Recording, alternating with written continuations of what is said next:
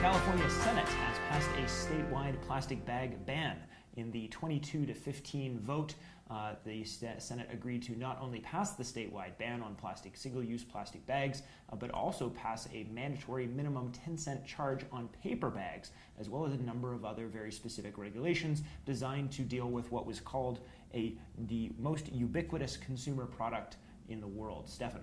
Yeah, so this actually bill included a whole bunch of other provisions, all of them which are quite interesting.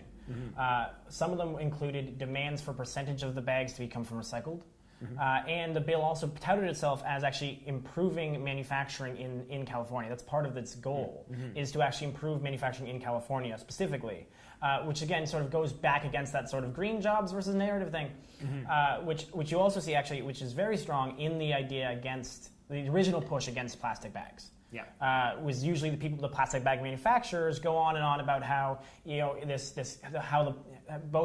going to lose jobs from the people who make the plastic bags, which is kind of silly.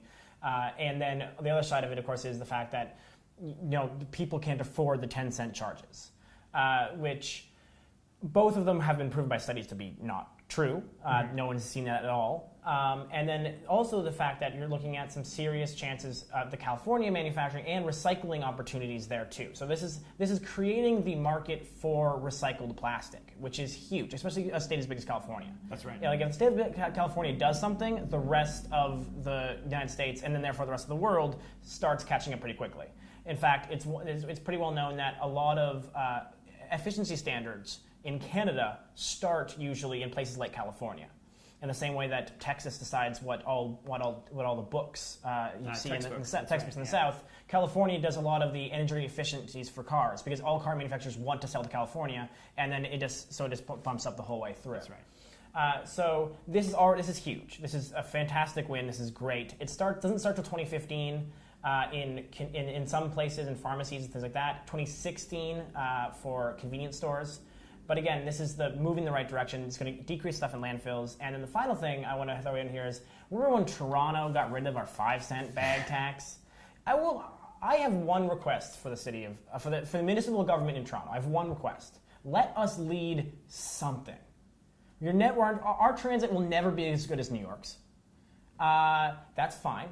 Give us something that we can tout as like, this is the thing we're really good at.